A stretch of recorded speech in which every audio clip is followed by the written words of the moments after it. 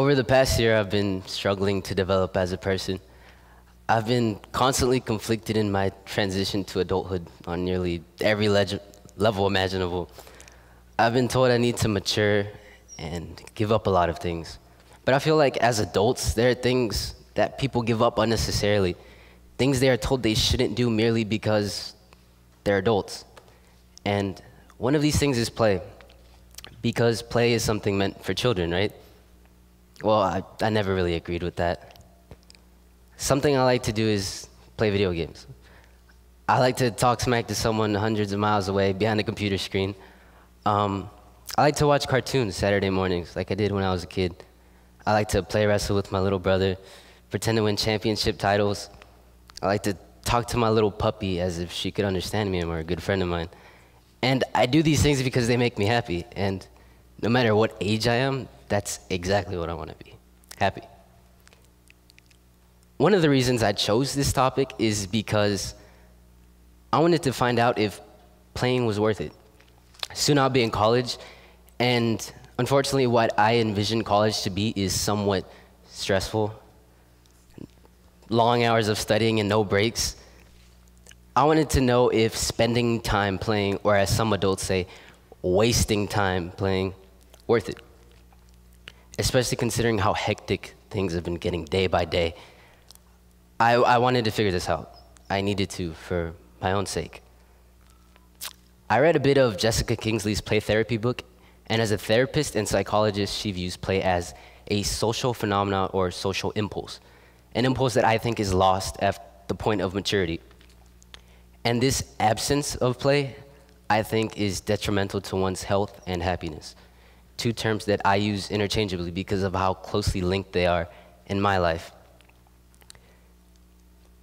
But I know I've been mentioning the word play over and over, but play isn't really easy to define.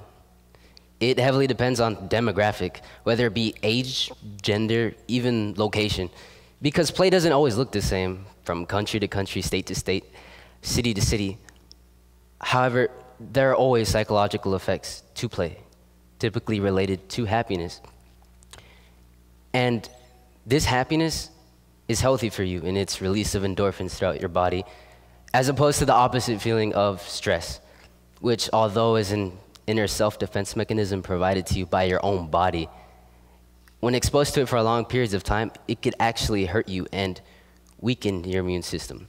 But, of course, you may have already known that, considering that when you play and you're having fun, you feel much better than when you're not. But play doesn't stop there. It can even help develop one's physiology. According to Stuart Brown, a leading play psychologist, nothing fires up your cerebellum and sends impulses to your frontal lobe like play.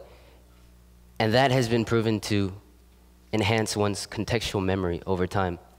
And yes, although this may be more apparent and effective at a young age, these effects don't disappear throughout adulthood. Simply playing around like a child is good for you and seems to have a biological place in human life. Unfortunately, not everybody has the chance to express their play. Not all children grow up in fortunate circumstances, some of which can truly hurt a child.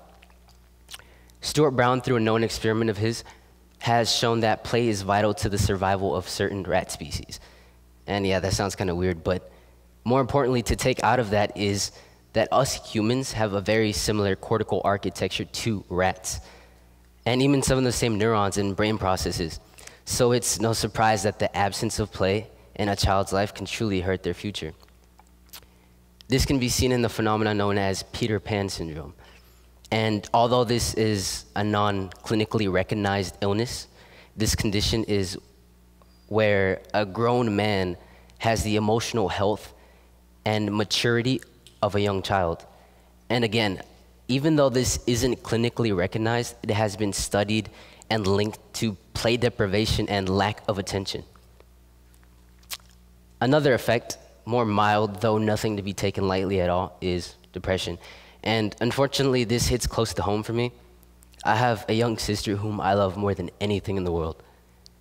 And sadly, she wasn't brought up in the best of circumstances, in the best time in our family, And she may not have grown up in the best position, may not have gotten all the attention that she should deserve as a child. And I have seen her grow up to become more introverted and shy away from people, reject people, and has even gone through some severe cases of depression at such a young age. And although it really hurts to witness because of how much I care about her, it's not all bad. It's nothing irreparable, I think. It's something that could be worked on. If you give yourself the time of day to do something that you enjoy, have some fun, do something that you love, you can avoid that altogether. You'll be less likely to fall victim to depression or anything of that nature. So, I have changed the way I thought and perceived things. I have had to prepare for adulthood, and coincidentally, I turned 18 about a month ago. And I understood that by turning 18, a switch wouldn't flip and my life would instantly become unenjoyable. I just had to realize that I needed balance in my life. I didn't want to end up old, grumpy, and full of regret, but at the same time, I didn't want to be an immature kid all my life. I wanted that balance. So I'm going to act like a kid, but in the most healthy way possible. I'm going to chase that balance for the rest of my life. And although play may be seen as something meant for children, don't give it up. Mature, but never fully grow up. Do the things you enjoy.